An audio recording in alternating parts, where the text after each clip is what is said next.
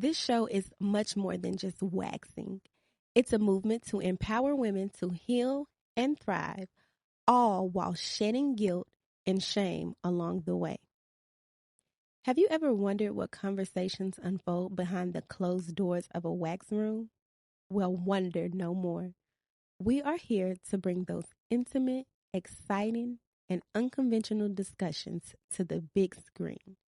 Each wax strip tells a story, and every story deserves to be heard. So welcome to Wax Room on Air, where we're peeling back more than just wax strips.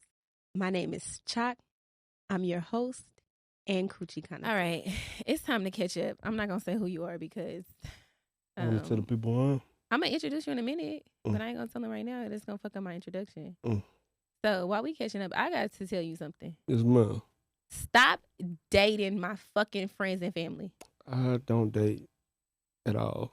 Okay, well, that's good. Because that has not been your truth in the past. It's the truth. It's the truth I live by. And I'm tired of hearing how fine. And I'm tired of hearing the size. I'm tired. And I feel like it's a very uncomfortable conversation. Why do you want to tell them that? I do. I be saying I don't want to hear that shit. Do you know how many people think we fucked around? How many? A lot. Like, they call my phone or hit my inbox and be like, I was thinking about fucking with him. Did y'all fuck? I'm like, no, bro. Oh. That nigga just wanted me back in my Sonic days.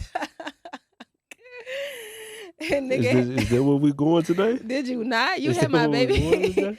You was throwing peppermints and you. I was throwing the bro, peppermints? you got me broke up with because you kissed me. You got yourself broke up with because you kissed me. You finna lie in front of all these lights and cameras. You finna fucking lie.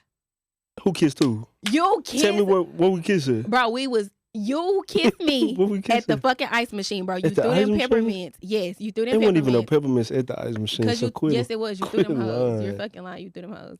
And when I got them at the ice, you was like, look. And I looked, and you kissed me real quick, And I and kissed you you ran like back to the that? kitchen. Yeah. Yes, And you I did. ran? And you ran back to the kitchen. I ain't never ran from nothing in my You're life. fucking lying. And like a dummy, I went home and told him, like, I got something to tell you. And y'all been beefing ever since. Yeah, I should have been. He almost whooped your ass.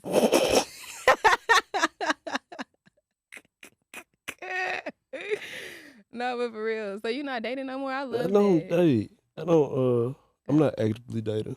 You don't have time for that? No, I just got back home. So I'm not actively dating anybody. Too much. It is a lot. And I heard it got piss and shit in the dating pool. Probably on y'all end, from the people y'all have to pick out of, yeah. Who, y'all? Oh, women? Like women, yeah. Oh, so the dating pool don't got piss in it for the men. They probably got some of that too, probably a little more. Are you actively fucking? I'm not. I don't have sex. I just wonder when people say they not dating. No, I'm a virgin. You don't never know. You never know. Alrighty. So do me a favor. Yes, ma'am. Say something for me that You you need know my is son? gonna make me laugh. I want you to say it. Which What is the saying? I want you to say it. We probably gonna bring it up later in the episode. But Precious, I know when you lying. You hot, like, bitch, I know you out riding around. We gonna get into that gangster shit right now. I don't think so. Why would you answer the phone for him? Like, bro, he had me in mind control for the longest. Like, I always felt y'all like wouldn't even. You want me to tell you where we was? I mean, what? we was never mind. We was uptown, right? Riding them scooters and shit. We're getting ready to. We finna go ride scooters, but Yeah. y'all wasn't even a thing. I know we wasn't together. He was with that girl. He been with that. They been together longer than me and him was together. But I mean, is that? It sound like you salty about some more. You mad? No, I'm saying like It she sound got. like you upset. She got more skin in the game than I do. It don't look like it. God, it was late Y'all too. wasn't together. It was late. Why you It being was so late too. Why you being so messy this early in the episode? Boy, I'm talking about it was about 2:00 in the morning. I said, why is he FaceTiming you? Like, and he be lying to the world, bro. yeah, he don't be calling. Yes. Yeah, He be lying to the it fucking was world. in my car. So why you calling her, bro? We finna try to go get some tacos. We did go get tacos. We did go get at that little tacos. spot. Yeah, and then he come calling. And what did I tell him? I don't know. You lie real quick. You good at the Gemini shit. I'm a really good liar, yeah, actually. Gemini shit. I really am a good liar. Mm. But yeah, I sound salty. Yeah, a little bit. Why? Am I a bitter baby mama? You know my baby mama, so it don't matter to Have me, I ever man. given bitter baby mama? I don't be all in y'all business. I don't really like him. Yeah. We got some good stories. Yeah. You remember I had you come pick me up from his house? Yeah. He okay, I will stop being messy. People that ain't gonna really be like, they be lying like a motherfucker. They What? fucking. No, we do not, bro. We the best of friends. Paul's little baby, my best friend. How the fuck do you know her? I didn't even meet y'all through each other. That's the thing. You a lie. I didn't meet y'all. Okay, through who each you other. knew first? I knew you first. Okay, so period. What? Crazy. I knew you first. I definitely did, but Lil Baby is my best friend. Yeah. That's my best friend. Anyways, we finna get into this episode, y'all. Now, if you don't know who this man is, you really been living under a rock somewhere. Oh, Patrick Star ass nigga, okay? I think I'm funny. I think I'm funny as hell. He's a TEDx speaker. Wait a minute, hold on. I'm not talking about my guest today. We actually have designed this episode around a certain somebody. If you don't know who that certain somebody is, you've been under a rock. Under a rock. He's a world-renowned poet. He's a TEDx speaker. He's an author. Very influential guy. And so he gonna kind of set the tone, or I would say, I don't know, I don't want to say his legacy. I guess it is still his legacy. Like, it's what he's building. His legacy, everything that he stands for is actually what's gonna set the tone for the conversation in today's episode. So yeah, this episode is a heartfelt salute to Mr. Tripp Fontane, his influence, his impact, what he stands for, the way he supports the culture, just everything. Shout out to you, my guy. We love you. We see you. We need you. Black King. Black King. I'm gonna read y'all one of my boy quotes, and we're gonna get on into this fucking episode. He says, as far as shows go, I do more producing and hosting these days, as my focus has been the equitable treatment of Black artists. I don't want those who lack connections and resources to spend 10 years just to get to ground zero. If we aren't doing well, then I'm not doing well. Tripp Fontane. That was a clip out of his Voyage magazine interview. He really is just a great man, ladies and gentlemen. Like, he stands for a lot in our culture. So I can't wait to get into this episode and kind of uncover the depth of a good man. And speaking of good men, y'all, I have an amazing guest today.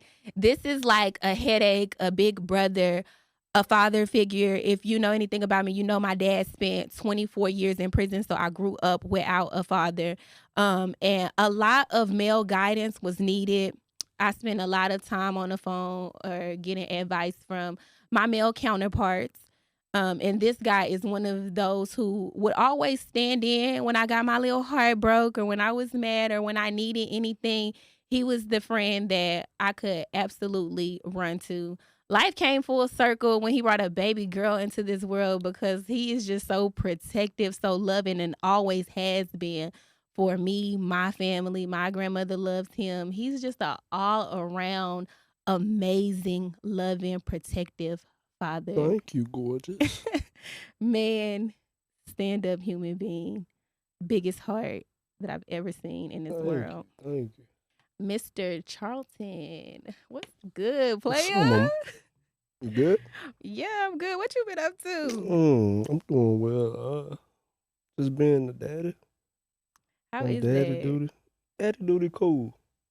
Cool. You wanted to be a daddy so fucking bad. I've been a daddy. You wanted to, like, before you was a daddy. I've been a daddy before I was a daddy. To who? They owe me Father's Day gifts. Who? Everybody. Oh, wow. Yeah.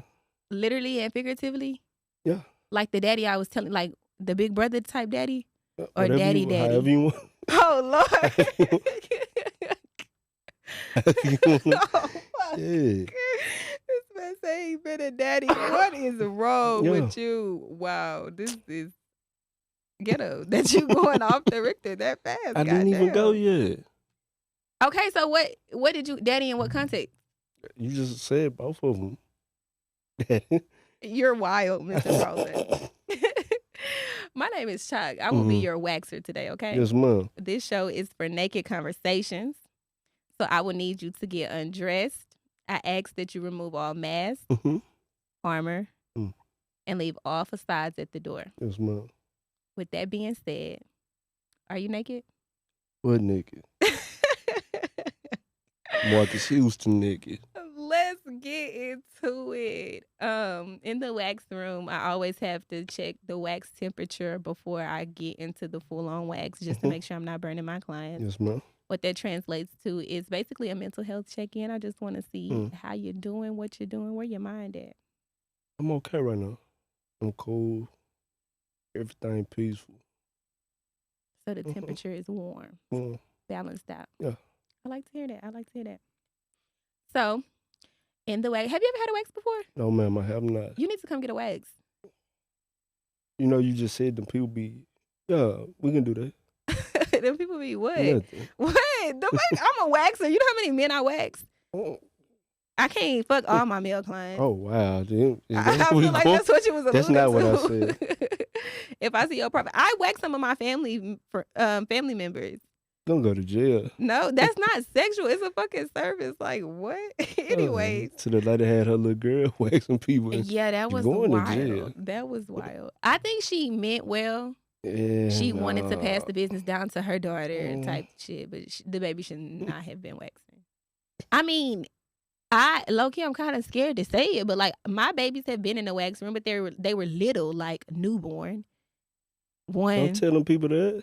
Like, I didn't have them waxing as clip that up. I didn't have them waxing at fucking 5 months old. But shit, sometimes you got to take your kids to work with you. It's just, but that's different. Like having her actually in there waxing, actively waxing the coochie. Like, that was fucking wild. Anyway, so we pull this thing called a bikini strip, and that kind of just gets you ready. It's a little bit of hair, and it lets you know what the wax is about to feel like. Okay. What that translates to in here is the icebreaker question. Okay. Go ahead. So I'm gonna pull your bikini strip. Okay. Yes, ma'am. Do prostitutes deserve love? I want to talk about you jumping out at the window off the muscle, huh? Look at the guest I have on. Yeah, prostitutes deserve love. What is she? Is it a she? Damn. Do men prostitute? They probably. I don't. Dick is free, and it's so readily available. Dick is free as fuck. Who dick? Everybody, dick is free. Every dick is free. Oh wow. And readily available. Wow. It is. Is she? Niggas is easy. Wow. Is she? I believe everybody deserves love. Okay. Is she willing to receive the love? Is she allowing herself to love? Yeah. Why? Do you feel like sex workers don't deserve love? I think they do, actually. And it's interesting. Sex workers is an interesting topic for me because why you say that? I was that girl who was like, I'll never sell my pussy. Right. Tell me, I think everybody sell a little cat. I mean, depending on what context. I think because it's for sure not free.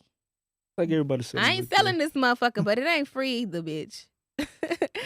And like my grandmother, you know, when she be going off on us, my G, when she be cussing us out and stuff, one of her little sayings is like, I do anything for my kids except for a walk down Harry Hines. Like, I ain't no hoe. I ain't selling no ass.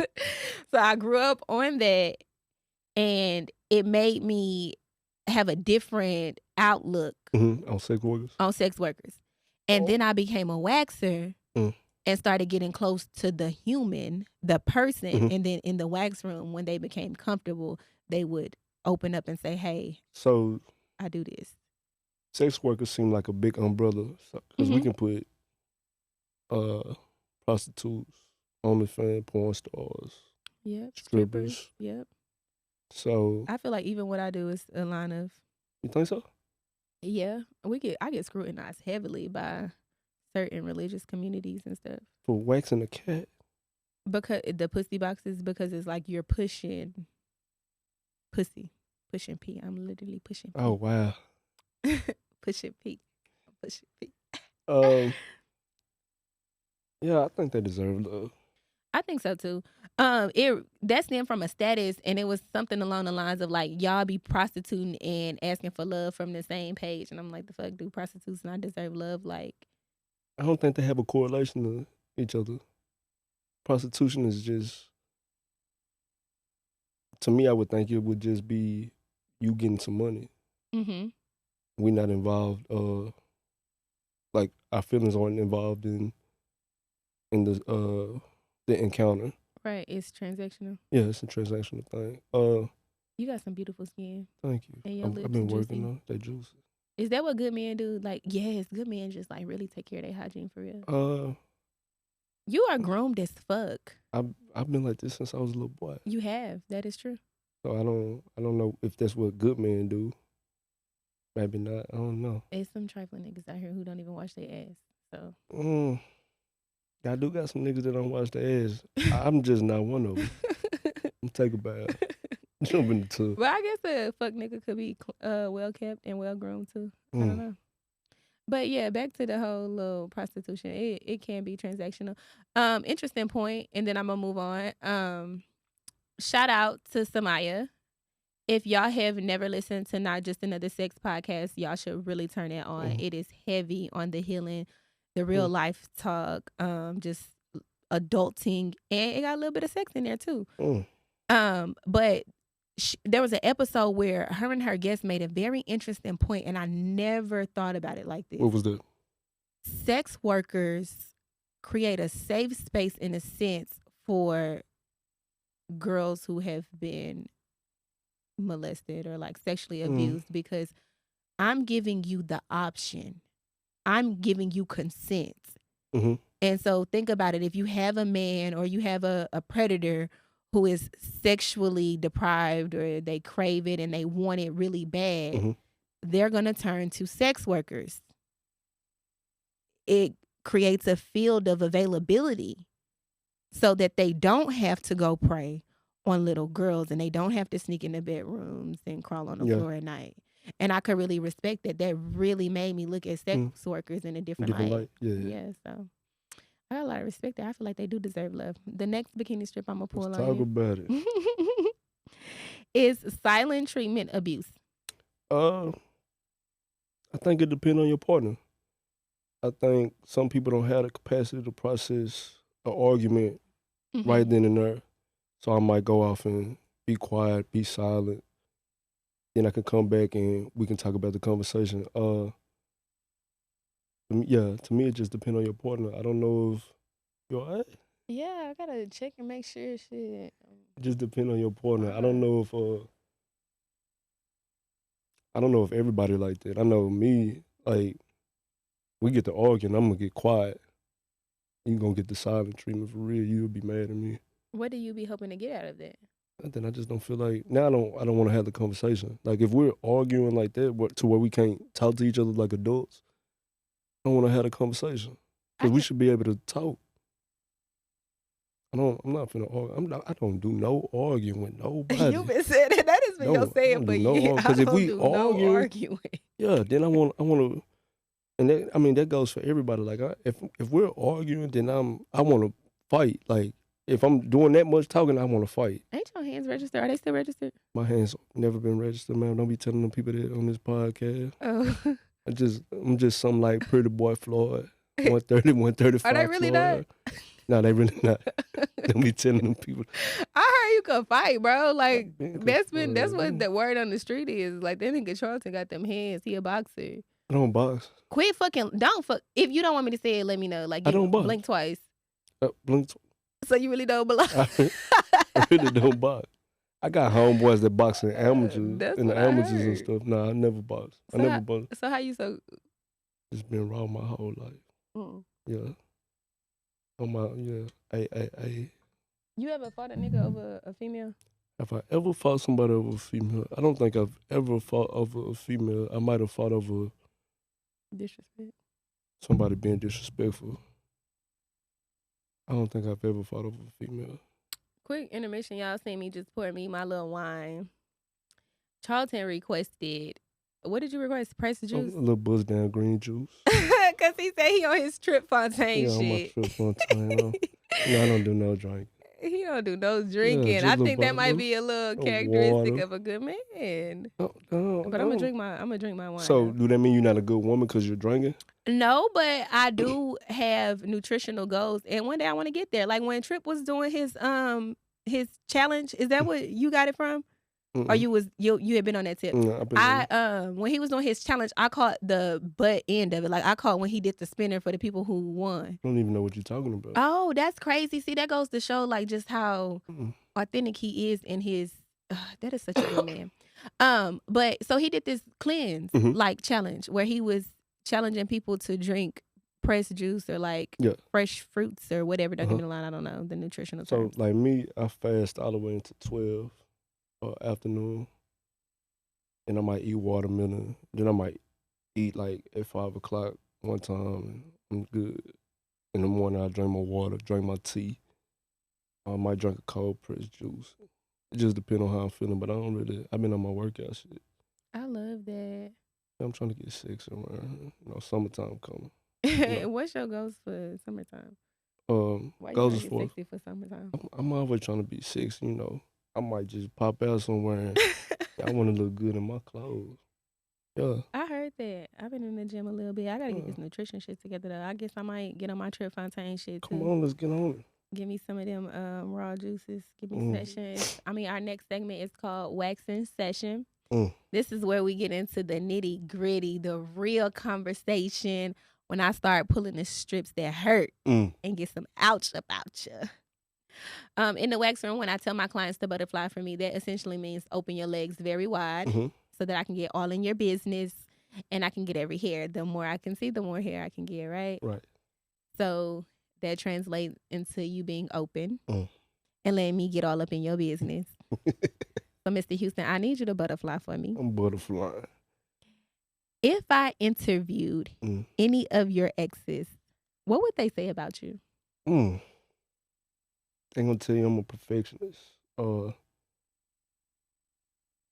not doing anything twice. I'm trying to do it right the first time. I don't want to go back and repeat myself. I don't want to do nothing fucked up. I don't want to stumble. I might tell you I'm a mama's boy, but then to me, mama boys are people that put their mamas in their business. I never put my mama in my business. We just have a good rapport. So I might call my mama 5 times a day. I'm going to ask her opinion about something, but then that's about it. I'm not putting her in my business. I'm not, hey, mama, this bitch is such and such. I'm not doing none of that. Tell you I'm a great daddy. Like I say, he get to the baggage claim every time. That boy This what they gonna say? That's what they gonna say. You could call one of us. You could call somebody. I don't got no exes, but you can call somebody. Yeah. Give it a whole spiel about what the exes say, but you ain't got nothing. Just in case they see this show. I don't like none of y'all. I gave a whole spiel, but I ain't got no exes, though. Yeah, I ain't got no exes. Let's go back to that mama boy shit. I agree. Mama boys do put their mama in their business. What do you consider a mama boy? First, let me say something to you real quick. Okay. You have been I said that at the beginning of the episode, you are like a fucking warrior. You are protective of your mama and your sister. Correct. Like, just in a way I have never seen. Yeah, we can die a million times about them. I'm not even gonna play with nobody about that. Yeah. Seriously, like I done seen your facial expressions. I done seen you get bite lip, get sweated, like yeah. For real. Like, damn, that boy really loved his mama. I remember something happened and you left the house so fucking fast and 40 to get over there to your mama and your sister. But for me, a mama's the boy is somebody who still be on the titty. And what do you consider on the titty? Putting the mama in all your business. Correct. She makes decisions for you. My mama don't like you. Anyway, type shit.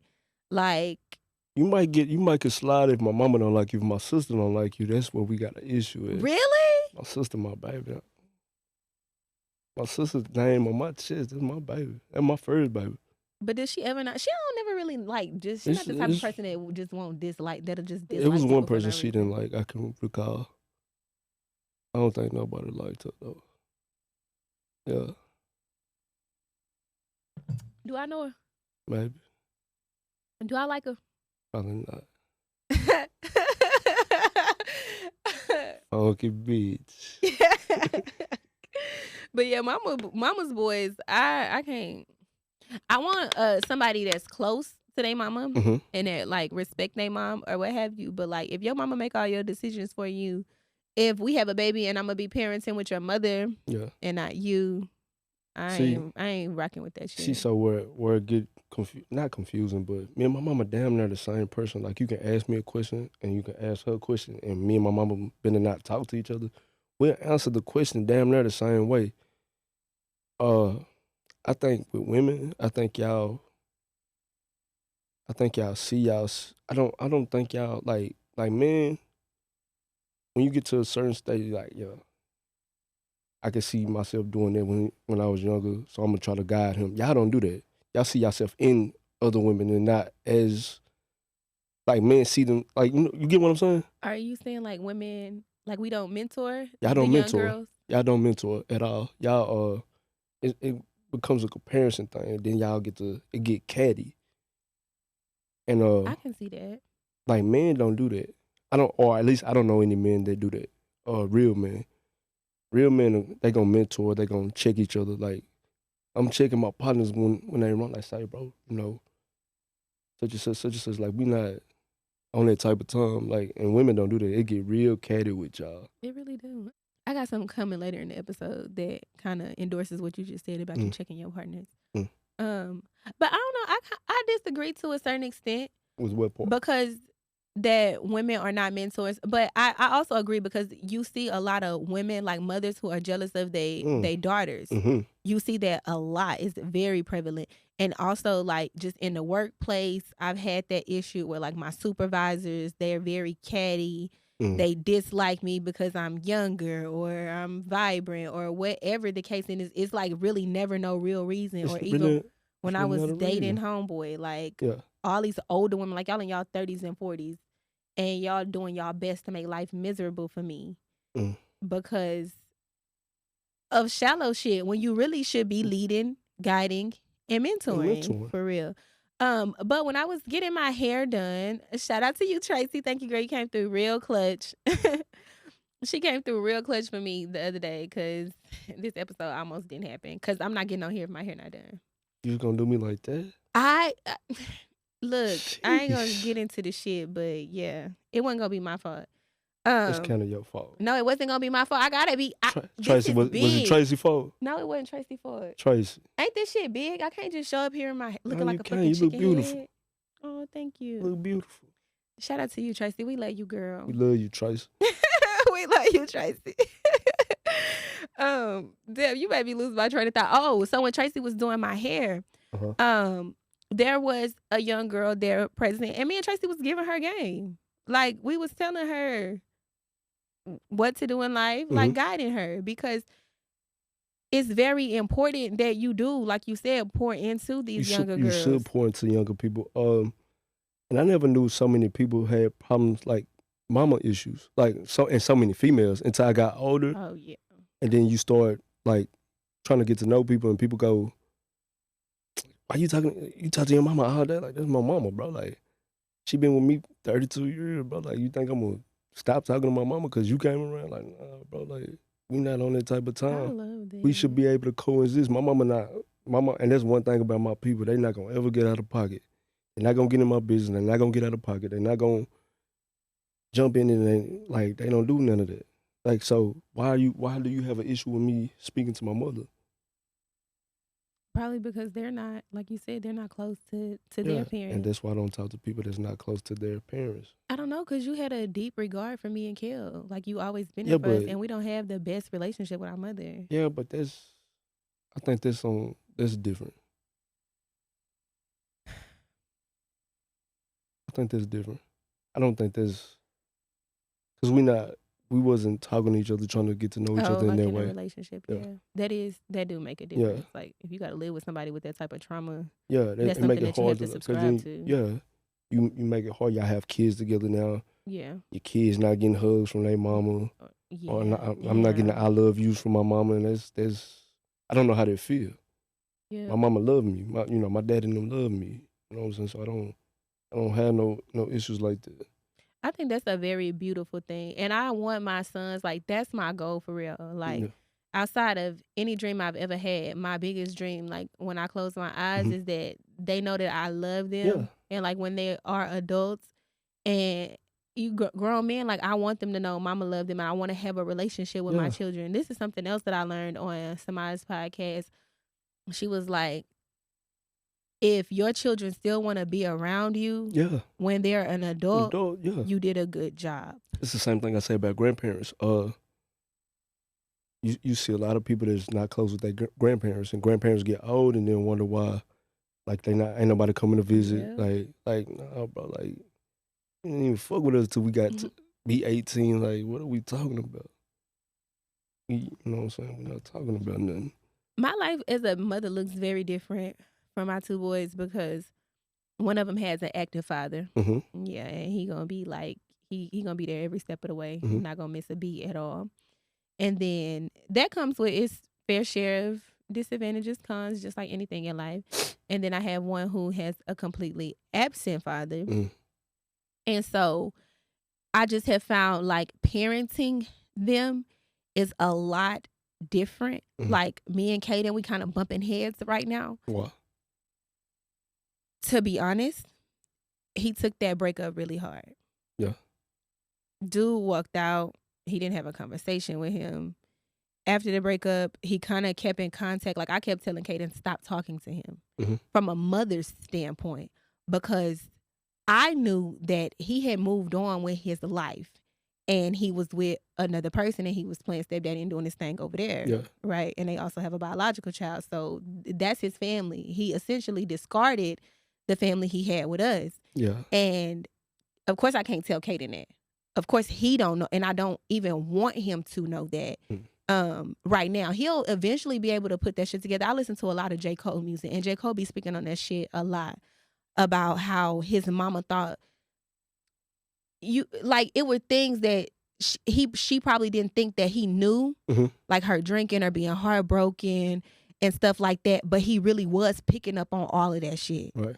I remember Kaden told me one time, he was like, "Mama, I want you to, like, I hope you know I heard you crying and when you slammed the stuff down because X, Y, and Z didn't come home all them days." I didn't know he knew that. It was one specific moment where it was like a 3-day streak and he wasn't coming home. Yeah.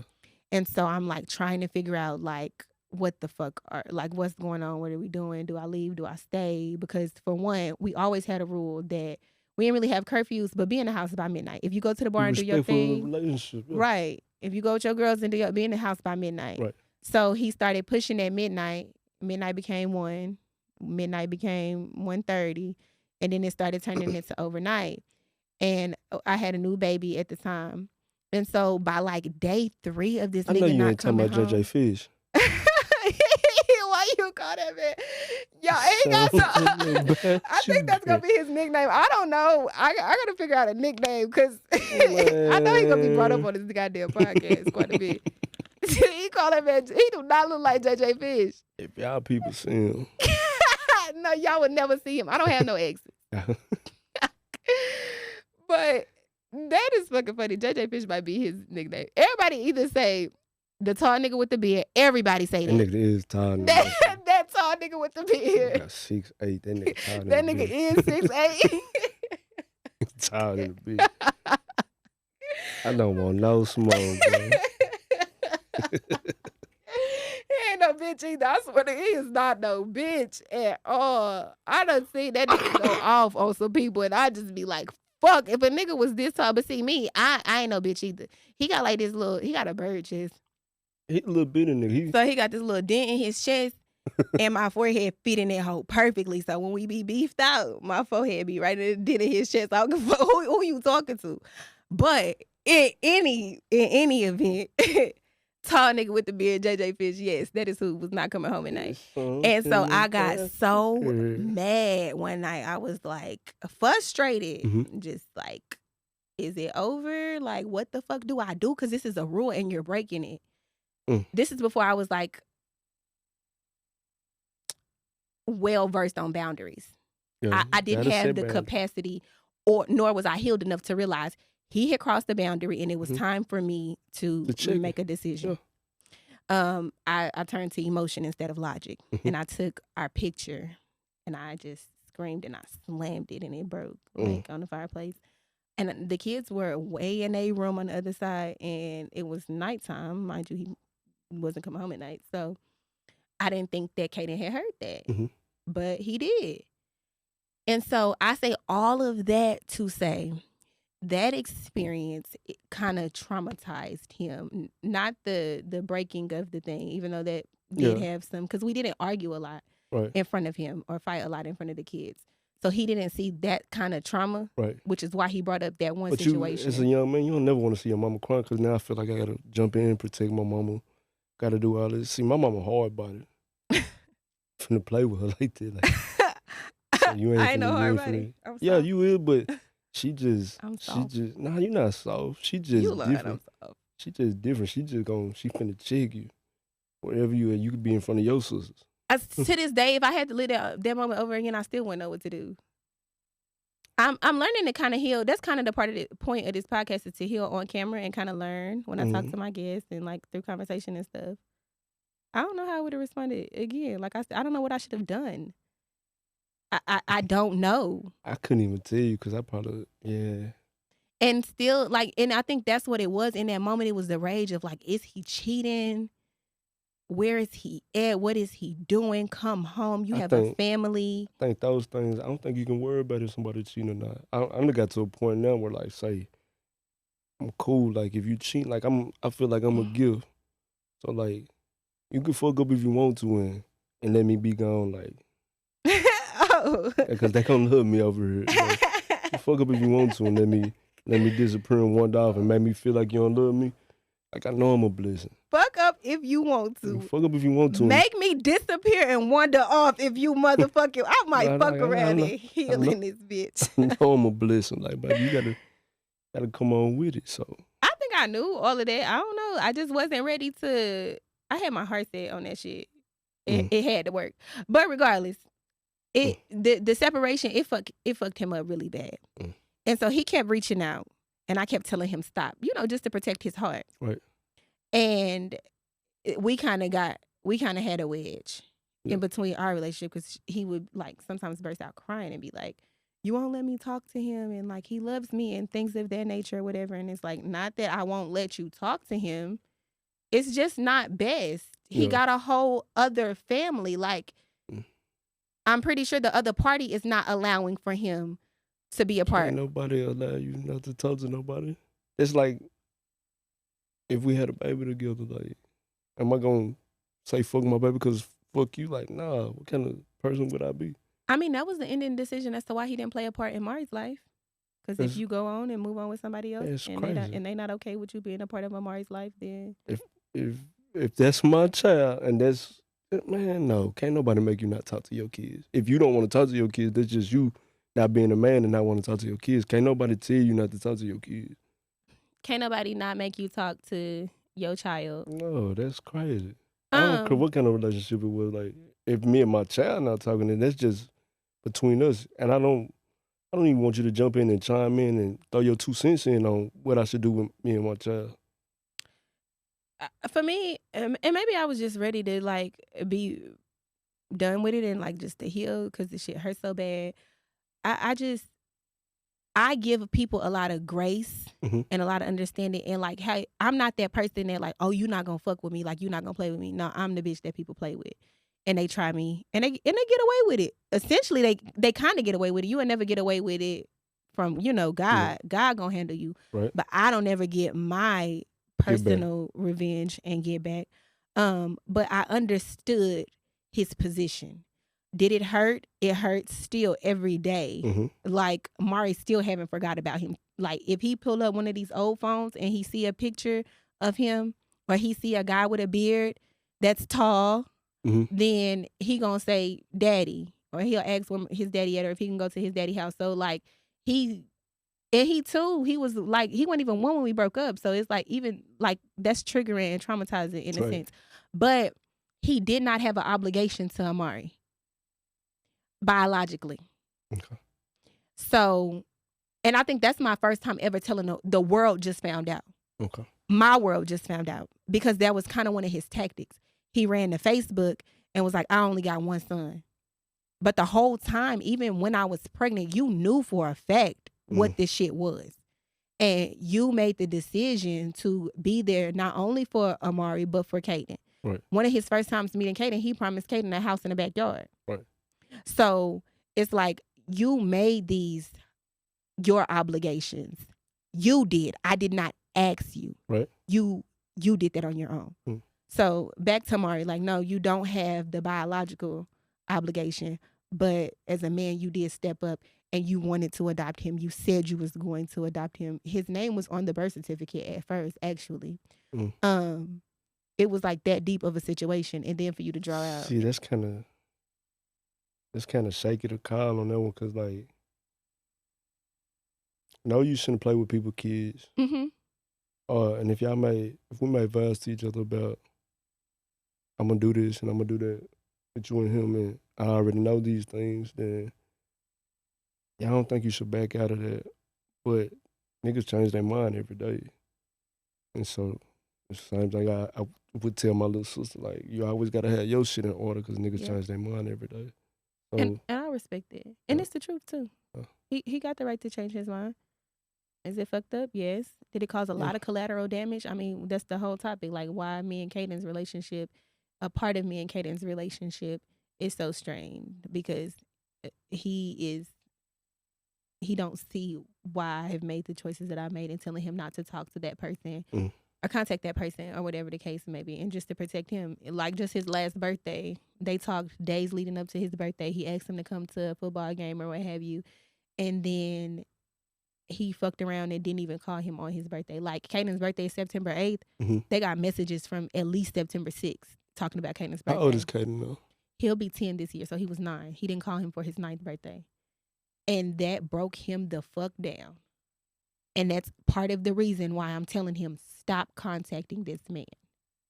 So, yeah, we don't have the best relationship. I think a lot of that, too, sometimes it be the woman. Like, I don't want to not deal with the kid. I just don't want to deal with the woman. No, that's absolutely fair. But Kaden got his own phone.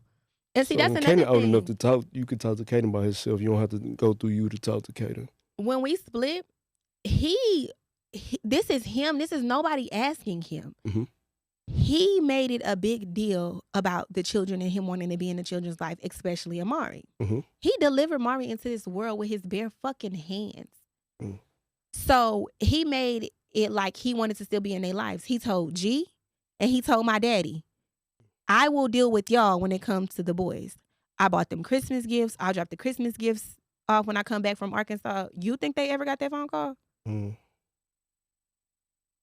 So, that's kind of tough. I respect it. Change your mind. But these kids are fucking hurting in the end. Right.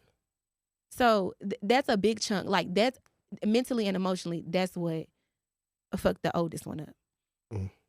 And then as a parent, I don't whoop Kaden, but I yell a whole lot. I yell and I curse. Yelling is worse than whooping. Like, that, people remember things that you said to them. Do like you know? you remember things that were said to you when you was 10 years old. Yeah. Yeah, you don't do that to kids. I remember certain ass whoopings too. I ain't gonna lie. We got Certain an ass ass- whooping for twerking, bro, on the internet. Yeah, G should have. We got we put a twerking video on the internet. That she did. She tore our ass She up. should. It was me, Lily, Unique, Kel, Kaya. We got our ass tore up. Lily know her mama don't be playing. We got our ass tore up. I remember that ass whooping.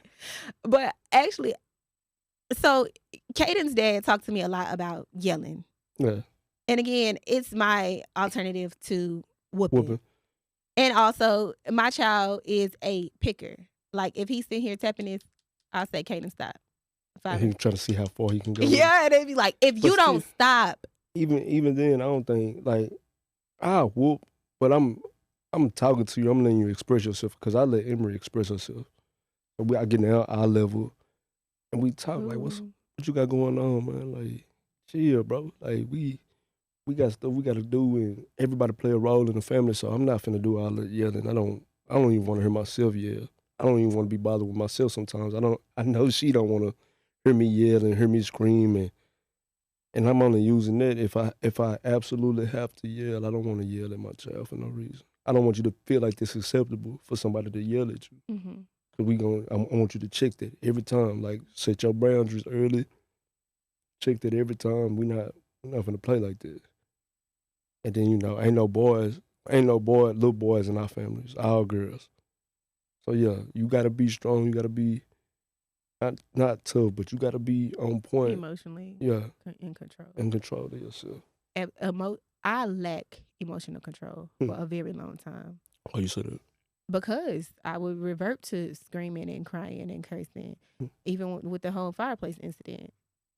I think that's how y'all women emotionally. That's how y'all express yourself. I would rather have more emotional control. Honestly, I would. You work on it. But a good man, which is kind of the foundation of this episode, a good man will bring out those things in you. And I had an encounter a couple of weeks ago. It was a huge revelation, and I mean, like, it brought tears to my eyes, and I promise you, it changed the way that I parent, because with the issues that Kaden and I have been having, he's been with his dad. That's a whole nother can of worms. I ain't even gonna get into that rabbit hole.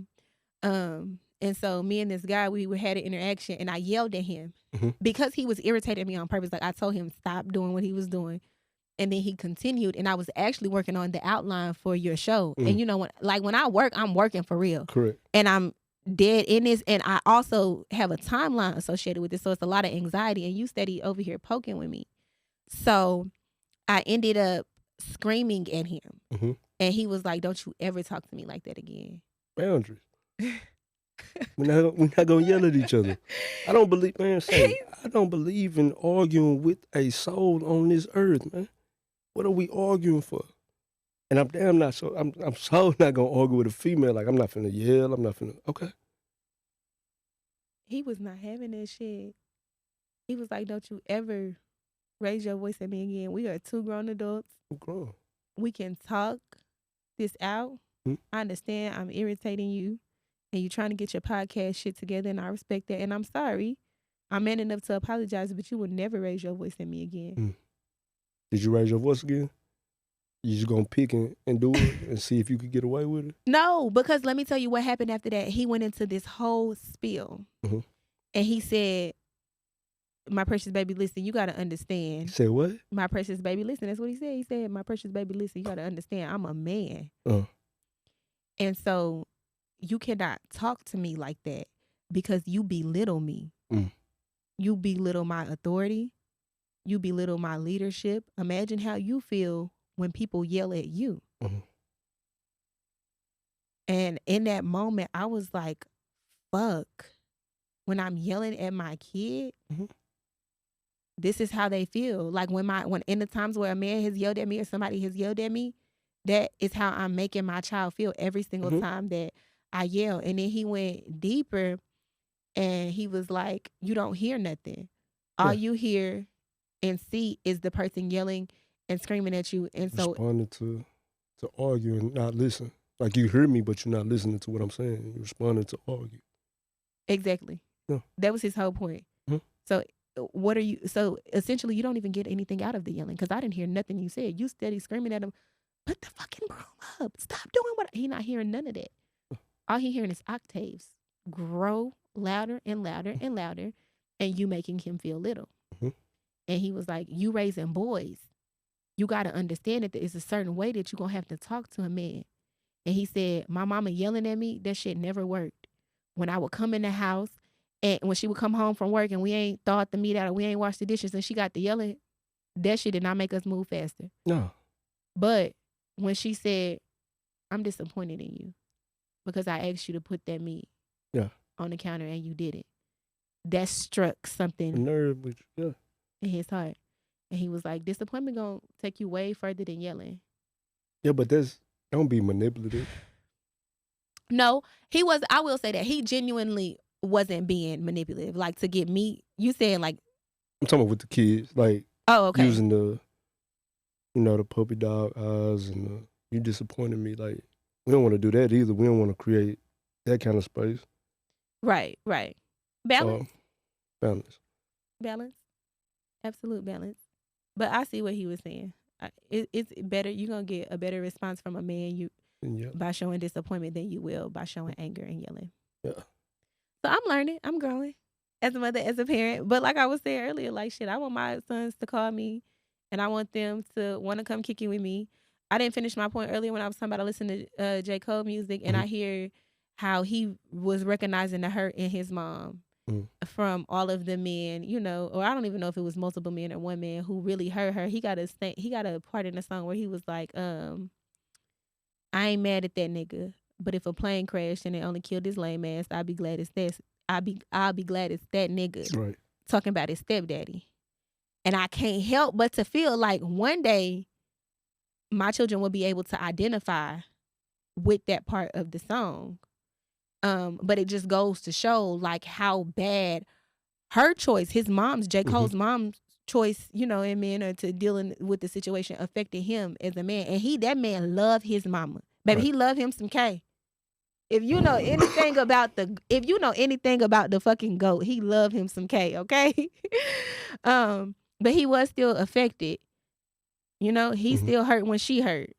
And so that's why as a mother, I have like really been harder on myself about who I date, what I allow these boys to see, because I don't want them to be a byproduct of my pain and my decisions. Right. So that means you just gotta have a better taste in men and work on you. I like the work on me part because I think don't you love got a these good hoes. You got good taste in men?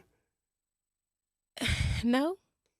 And you know, that's crazy because the what is that called? Imposter syndrome started kicking in when I was doing this outline, because I want to talk about good men. And I even love this because talking to a man who is healthy is helping me grow as a mom, as a woman, you know, and everything.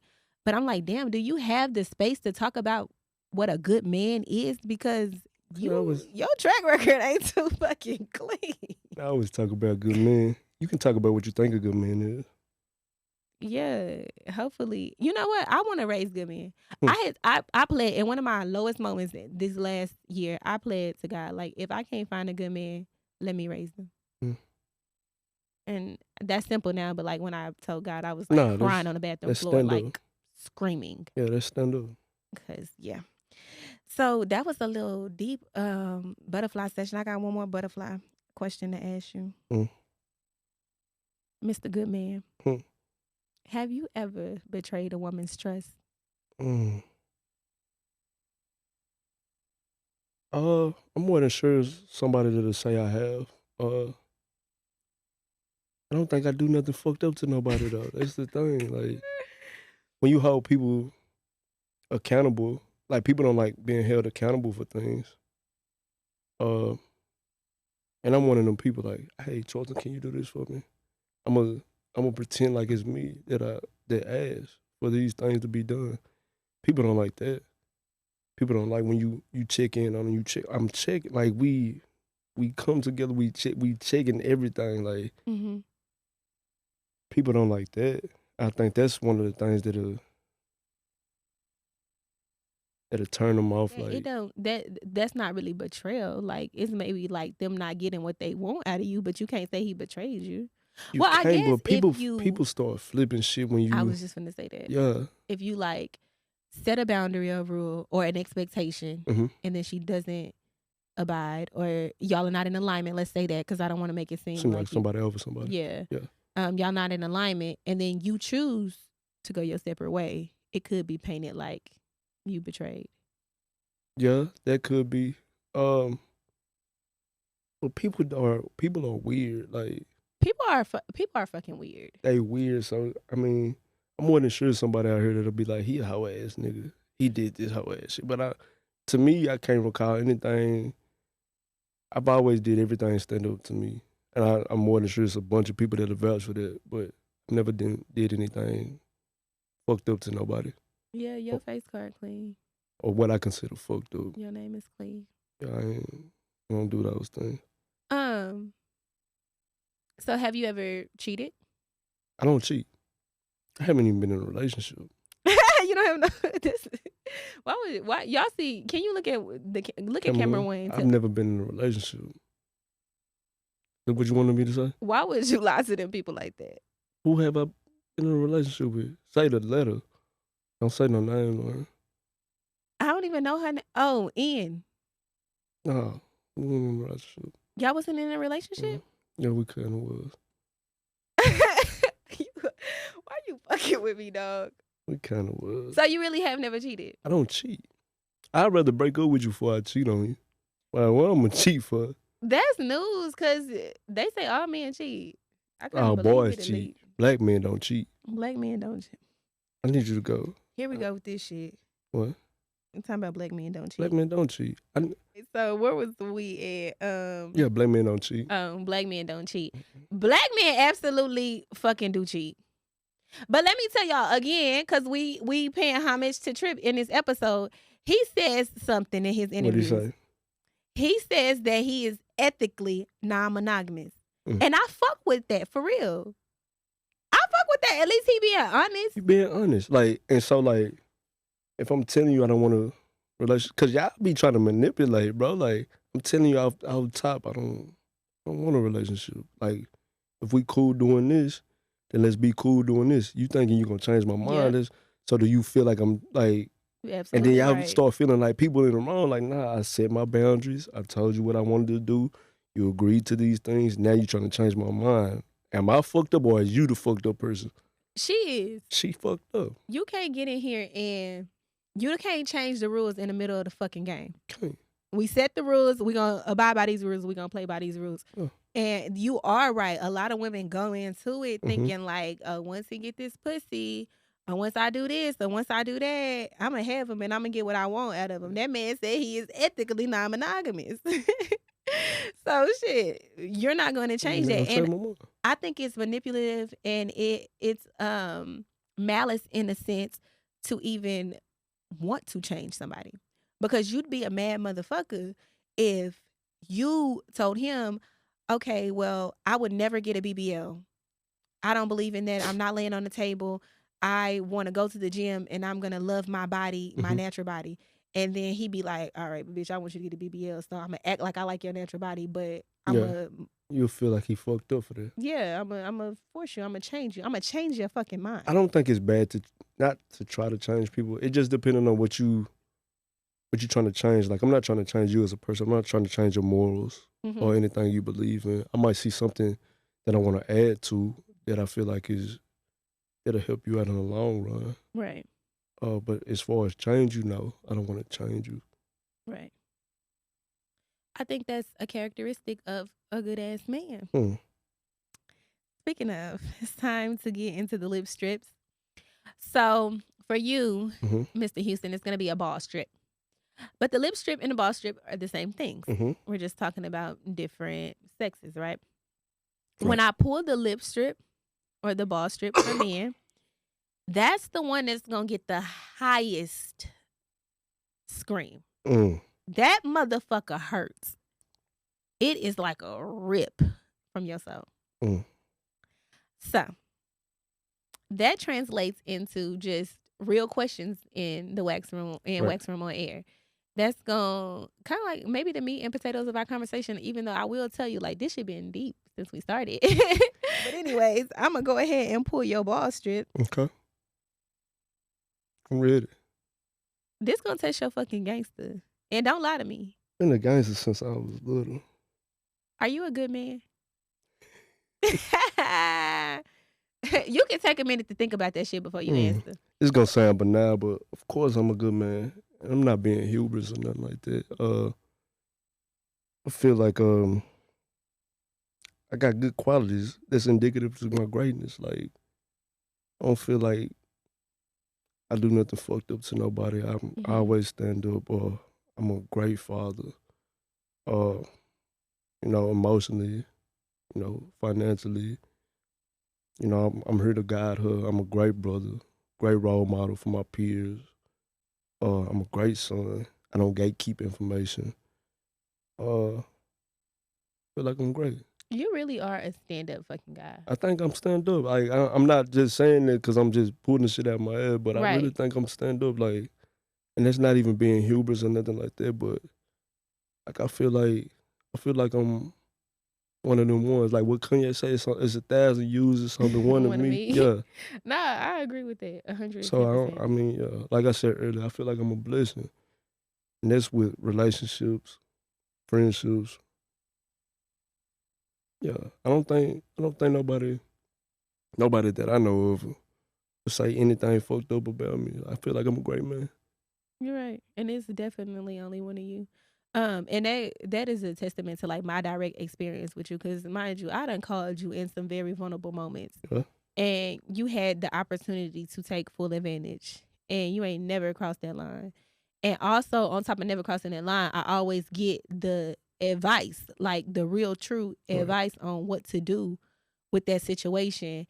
And if I compare that against if I compare that same conversation that I have with you with 5 other men, somebody is gonna be manipulative. Somebody gonna slide in. Go take advantage. Somebody goes try to take advantage, and that has just never been my experience with you. Like, you've been genuine. I tell you, like I would tell my little sister, like I wouldn't. And my little sister, that's my love. Like I'm talking about, I go die right now about my sister. Like I'm not telling her no information that I wouldn't use for myself, or I wouldn't tell you. Like I fucking love that. You know, one tactic that a lot of women use when they like arguing with a nigga, it be like, what would you do if somebody did that to your mama? What would you do if somebody did that to your sister? And I can respect a lot of the shit that you said. Like, you are a man that will work on, but in that same breath, you would never have to use that because you don't do shit. That you wouldn't want done to your mama, your sister. I cut those conversations short. Like, we're not even finna put my mama and my sister in anything. Like, we gonna leave. Really? What? Why? Well, again, I don't think that you put yourself in a position. No, I don't put myself in that position, but I don't even talk about my mama and my sister to people. So assume the position of a man who has cheated or lied, right? Mm-hmm. And his wife asks him, what would you do if somebody did this to your daughter? I don't think most men have good rapport with their kids. I'm not even gonna lie. Like I witness it all the time. Like I don't think people have good rapport with their kids. I don't think people give a fuck about their kids. A lot of people don't. A lot of people do. Now I do see a lot of daddies actively being fathers, but I see more people not actively being fathers, and I don't think they give a fuck. People worry about themselves. Yeah. Like, my whole thing about what I do is surrounded, like, is pertaining to my daughter. Right. Like, I make every decision based off of how my daughter gonna feel. Like, even when I was out of town, like, I'm out of town, I gotta do this, I gotta put this up for her, I gotta do this. Every week I send my daughter flowers. We go get our nails done every week. I send stuff home every week when I was out of town. Every week since I came back, she get her nails done. She get her hair. My daughter 3.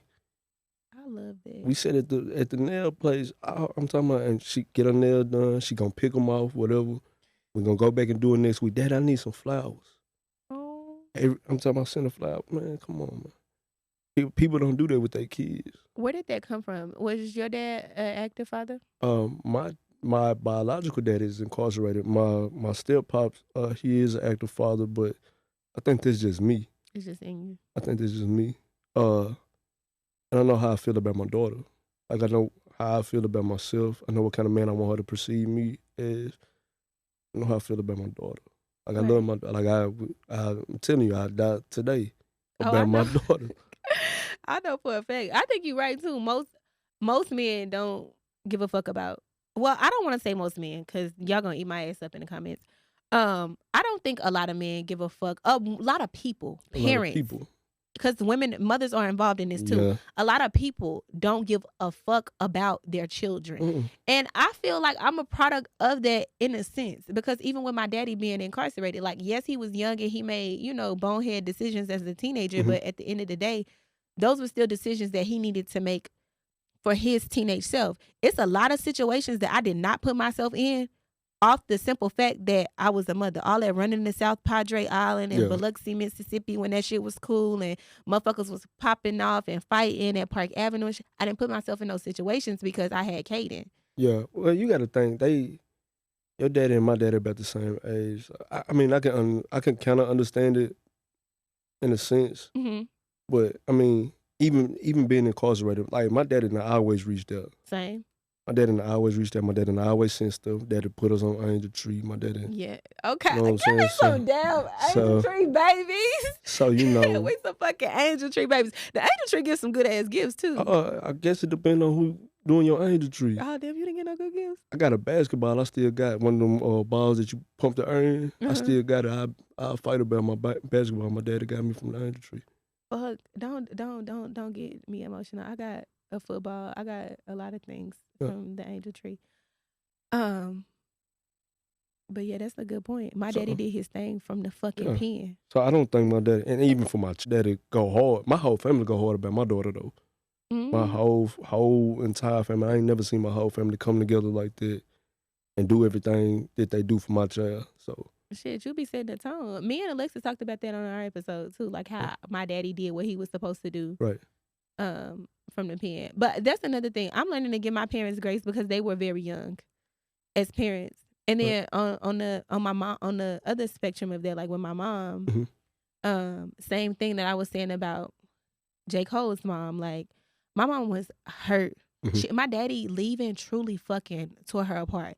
And then she tried to be brave and continue to love, and she continued to get her heart broke. And I don't want to speak any negativity on her life or anything, but I feel like she kind of succumbed to the emotional injuries. I do still feel like she's very hurt and she has not healed from a lot of that. And then that do pour into your relationship, pour over into your relationship with your kids. Yeah. And it's like you doing what's comfortable for you in that moment. I think us as Black people, I think we're doing a great job now with the talking, expressing yourself, setting boundaries. Yeah, we are. Going to therapists. They didn't do all that. Like, what you need a therapist for? You crack? Yeah, ain't nothing wrong with you. Like, how you gonna tell me how I'm supposed to feel? That is true. So, I mean, that's that's a big part of it. That's a really good segue into our next question. The therapy and having these tough conversations. What are the signs that you're not okay? Signs that I'm not okay. Go ahead.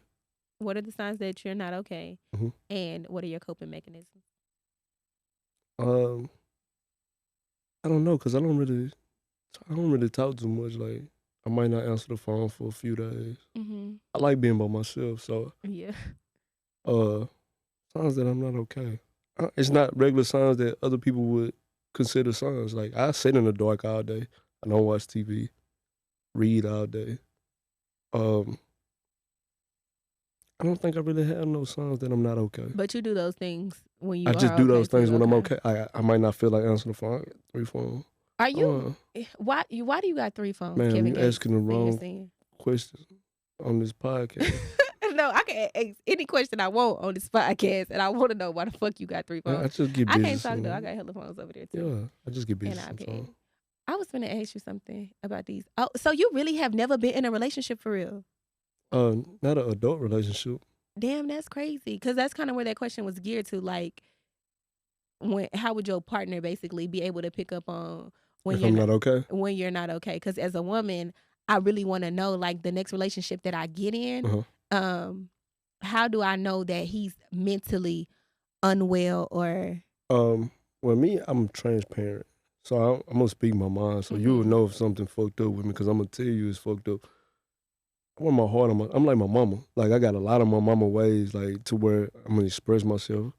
You gonna know, you gonna look at my face and be like, damn, what's wrong with you, bro? Like, I'm gonna tell it all. Like, so you'll know that if I told you. But I mean, if you're just trying to pick up on signs that I'm not okay, then you'll be like, he sat in the room and he in the dark reading, and he ain't answer the phone in 4 days. Like, what's wrong with him? Like, ain't nothing wrong with me. I just don't feel like talking. I remember, it's crazy that you say that, because I beat myself up a lot about not being able to pick up on the signs and always internalizing it. Like the silent treatment question, when I was given the silent treatment, like, well, what the fuck did I do to you? Because you making it about yourself. Exactly. Yeah. And a lot of the times it was not about me. there was a mental or emotional battle that was being fought, or it was about me. Like one time he told me like the weight of the world is on my shoulders, Choc. You pregnant? We finna bring a baby into this world. That nigga had 2 babies on the way. That nigga had 2 babies on the way. One that, you know, he was noble enough to step up and take responsibility of. And then one that was biologically his. And then like these goals that he wanted me and work and stuff like that. And so he was like, it's not that. Like I really got the weight of the world. Yeah, I don't think y'all be realizing that, like how much pressure, cause y'all hold us in these 2 boxes. Like, need to protect, provide. What if I get to a point where I can't protect and provide no more? Is that how you gauge me as a man? Like, is that what I am as a man to you? Just to protect and provide? No, but you know what? That's why I can appreciate a lot of aspects about that relationship, because we would have conversations like that. Like he would ask me all the time, like, what do you love about me? And it would go deep. And I couldn't give that. I couldn't say because you protect me or because you provide for our family. No. What do you love about me? Take away everything that I do for you and tell me what it is that you love about my human being. Yeah. And that really sparks a deep conversation and kind of like make you inquisitive as a woman. Like, well, what is it that you got to really pull from a place of depth in order to answer a question like that? I think a lot of y'all do that. Y'all put us in a box. I would agree. Yeah, I would. Gotta protect and provide. Like, bro, I'm gonna get old one day. I'm not gonna be able to protect you anymore. I get old. What if I lose my job and I can't? Does that make me less of a man? No. And see, that's why even in them situations, like when there were tough mental health moments, I was ready to go all in. Like, take off of work. I was encouraging. Go take FMLA. I got the bills. I got everything. Like, we need like 10 of you, Choc. Yeah, nobody man, I that's thought gonna that was my fucking get the bills. partner. I thought I was finna get ready to do life with that nigga. Yeah, hell yeah. If he needed a break. And that's just because of who he was for me. Like, he really calmed my fucking anxiety. Just being a leader and having that, even if it was just like a shoulder rub, like that shit was everything. Why the fuck are you laughing so hard? I didn't laugh. I'm just smiling. Yeah, that's Smiling. cute. But no, so it was like, I hope I make people feel. what? Go finish that thought. I know. Finish nothing. Anyways, no, what he did for me, like, you couldn't put a price tag on it. So you naturally like elevate my mental health. So I would absolutely do the same. And yeah, we had that conversation several times. If you need to take FMLA, go ahead, get your therapist, take some time off of work, and I will take care of this shit or what have you. He never ended up doing it, but just because I think it would take a lot for a man to do that. It take a lot. A real man, and I like, despite out of everything we've been through, the man was really and truly a fucking provider and the head of his household. So it would take a fucking lot for him to step down like that. But the option was always on the table. And so I did learn a lot in the moments. Like, damn, it's not about me. Sometimes it's not about me. I remember one time, I told you I'm very emotional. So I was like driving home and I was thinking like, fuck, I'm always crying about something. Y'all gonna see on this fucking podcast. I'm trying not to cry. I ain't gonna cry on this episode. I be fucking crying all the time. I cry about every fucking thing. If my zipper don't zip up right, bitch, I'll be in tears. So I was like, fuck, I cry a lot. And I was wondering like, damn, do he cry? Because at that point, I had never seen the nigga cry. Right. And so when I went home, I was like, when is the last time that you cried? And he was standing at the computer and he just kind of like looked back like, the fuck? Why? I was like, I just want to know, when is the last time that you cried? And he was like, I don't know, or whatever. He didn't, like, he shrugged it off. He didn't really answer. And then we got into an argument about a week later. And he was like, you remember when you asked me the last time I cried? And I was like, yeah. He was like, I cried that day before you got home. And I was like, fuck. Probably thought you were watching. And something was just pressing me, like like I told you, I cry a lot. And then that's another thing. I'm thinking like him, like I did not see him go through some rough shit in the time that we was together. So I'm like, I was always putting myself on the front line trying to be superwoman for him. And he would handle that shit with just so much grace and so much just faith and triumph, like courage. Right. And I know that that's what a man's supposed to do, but men can cry too. Men can cry. And so I wanted to know, like, when the last time he cried. And like, even in that moment, he didn't tell me, like, earlier today. But it was a regular day. Like, nothing was really even fucking happening. So that goes to show that. It was nothing happening to you. Well, that's what I meant. Like, there was no sign for me to catch on to, like, okay, he was not okay. Maybe you should just ask. I did ask. So yay me. A lot of men don't know how to express themselves. I'm gonna express myself. Charlton, what's wrong with you? And you got me fucked up today. I don't like your nails today. Like, yeah. Damn, that's rude. Not you. I like your nails. Shout out to my girl tipping with Tam. Y'all, this shit is like 3 weeks old, but y'all can still see that it look good. So make sure y'all get in with my girl. Salute. So fucking loot. Mr. Charlton said he is a good man. So I really want to give an honorable mention to Derwin Matthews. Do you know who that is? Mm-hmm. That is a clean, ladies. Oh, y'all go search Derwin Matthews. That is a cleaning mother. Shut your mouth. That man be cleaning baseboards. He be like boiling concoctions on the fucking stove. Is this man on TikTok? Yes. And Derwin Matthews. Yes, Derwin Matthews. Yeah, we on his TikTok. Lysol needs to endorse him. Clorox needs to endorse him. Fabuloso, they need to fucking endorse him. And if you single, come sit on this couch and talk to me. I got some shit I want to get off my chest. I want to talk about some things. People say he looked like homeboy. Yeah, they actually say Tripp looked like him too. Nah, they don't look alike. Tripp got a big beard though. That's what I was finna say. I Wait think till it's my the shit height grow with out. the beard. Wait till my shit grow out. You gonna be on your Tripp Fontane shit? I'm gonna be on my Charlton Houston shit. Oh, you gonna be on your Charlton Houston shit? That fucking beard, Tripp beard. Every time he fucking talk, I got a thing for beards. For big beard niggas? Yes. What about niggas with baby beards? Like No. kind of big beards, kind of little beard? No? Get that shit the fuck up out of here, bro. Oh, yours shit, is decent. yeah. No, yours is decent. You know, this that Pretty Ricky Fontane. Pretty Ricky. This nigga said Pretty Ricky Fontane. Pretty Ricky with Pretty that Ricky count. Fontane, though. I love me a bearded nigga. Oh my God. I'm telling you, wait till my shit go. I'm you know, my head big, so I can't be bald head yet. You know, big beard niggas is bald head. You is retarded. But yeah, Derwin Matthews, yo, I don't know his character, obviously. I only know the man from It's TikTok. just like we don't even know. Shit. Yeah, like how if you clean like that, same thing. Like, this is my ideology, and I might be fucking wrong because I got a terrible track record, okay? So don't trust shit I say. This is my experience.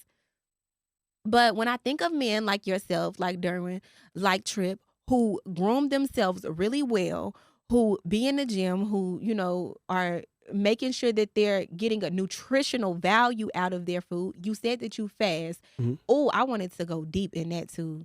It's so many ways we could win with that. But anyways, when I think of men like that, I'm like, you have to be a quality fucking man. You gotta be a good man. I mean, yeah, you could be, but like, I just don't like clutter. So like, even when I get out the bed in the morning, I make my bed every morning. And it set the tone for the day. So Yes. I don't like to be disorganized. I don't like for things to. I have my shit planned out, punctual. I'm planning my shit out. I don't want nothing fucked up in my day. And if we do get it fucked up, then I'll adjust. But and that's much to my point. Like, clutter in your mental manifests in your physical. And vice versa. Physical clutter, it causes anxiety. Yeah. And it causes you to be unorganized and just frustrated. And then those things manifest in like anger and yelling at your partner. And, you know, that's why I feel like, damn, if this man come into this clean ass space, he walk into this clean space, his bed is made up every single day, then his mind is clear, his heart is clear, he's in a good space. In my last relationship, I made sure he worked from home. So I made sure if no other room in that house was fucking clean, that room, that bed was going to be made. I am going to vacuum. Like, his workspace is going to be clean. Can I chime in on that work from home? Uh-huh. Do you think, I don't want to say feminine and masculine. Do you think men should work from home? Yeah. Shit, if they send you home, like, what can you do? Yeah. Oh, okay. Why is that feminine? I ain't gonna lie. The cost But I can't talk because I date men that I work with. Most of my career is call center experience. Yeah. So clearly I love me a call center nigga. Call center niggas. Clearly I love me a call center nigga. And I will say I usually get the top of the top. The top call center nigga? Yeah, the one that everybody want, but he don't yeah. be about shit in Oh, the wait end. a minute. Don't do that. They don't be about shit in the They end. gonna watch this. I don't know. They will not see this. They gonna see this. They will not see this shit. They gonna see this. Oh, well, they should have been better. That's all the fuck I could say. But anyways, yeah, I stayed picking up fucking black and mild papers and like trash and wiping up ashes. And I wanted him to have a clean workspace because I feel like if this is decluttered and your work area is clean, you gonna perform better. Right. And you know, he was transitioning into leadership too. So you can't do the same shit as a leader that you would do, you know, when you were an agent. So I don't know. I just feel like men with clean spaces got their shit together. We're gonna segue into the next one. What's the next one? The next segment. Hold on. Okay, so the next segment, we're gonna go through this one real quick. Come on. It's called Go Through Your Phone. Nah, you can't do that. I'm not going through it. You gonna go through your own phone. And then you know what? This is gonna be so fun because you got 3 of them to pick from. Yeah, I'm not doing none of that. Yes, you are. Okay, go ahead. It's very simple. Trust me. Go ahead. Pick a phone. Pick it. I'm listening. I want to know what you finna say first before I pick the phone. Let me know. So I can't go through your phone. Let me see your phone. Unlock your phone. I might change this segment to unlock your phone. Unlock your phone? Yeah, you like. Is that what you do? Do you like it better? I don't even want to check nobody's phone. I don't even feel like. No, I don't. I try not to go through phones, but I don't got time for my fucking stomach to be hurting. Have I went through phones? Yes. 2:00 in the morning on Facebook crying. I try not to go through phones. I have, but okay. You want me to go through my phone and do what? You gonna unlock your phone. You're gonna go to your messages. You're gonna type a keyword and search it, and then you choose any message and just read me. And if no message pop up, then you pass the test. I don't even know if I want to do that. Go ahead. All right. So, do you want keyword number 1 or keyword number 2? Whatever. You gotta pick one. What? Okay, pull up. Pull up? You gotta type me and pull up. Read me the message. And pull up or pull? Or pull what? Out? In?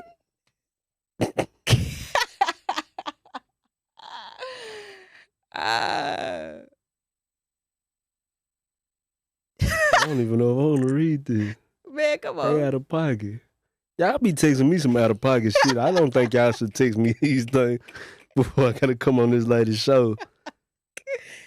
I'm quiet. I'm listening. You want me to read it to you? No, I can't read that. Charlton, quit playing with us. We gotta close this shit out. Come on. No, I can't read none of these. Charlton. What's the second keyword? Let me see if I can read them. Man, don't do my people like that. My listeners, they gonna want to know. Pick the most G-rated one. Ain't none of them G-rated.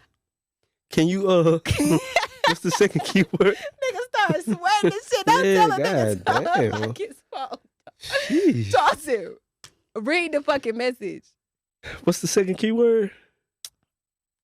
No, I can't do that. They want you to do the first one. What's the second one? I'm sorry. I'm sorry? Yeah. You ain't gonna even never find that in my phone. I don't believe in apologizing. I don't accept apologies either. I did that because I feel like good men apologize. If I said something, that's like a fart in the wind. Like I meant whatever I said to you. Oh me, oh God, I do not apologize. I'm not apologizing for I meant that. that shit for real. Like I gotta really feel fucked up for me to apologize to you. I meant that shit. Okay, so back to pull up. But that nigga Webby say, God damn, y'all got some thing on this more. Webby interviews be funny as fuck. That's another one we need to get in here on the fucking couch. Nigga say, y'all want me to bring Webby? Let me know. I'm gonna turn this into a real. Nigga say, and I really want Webby and Boosie on here. Boosie be funny. Betrayed got me through my fucking breakup. That's the first song that I played like on repeat. I could tell y'all what I text my barber. Shout out to Efren. He says, hey, bro, I'm about to pull up. He like, yo, what time?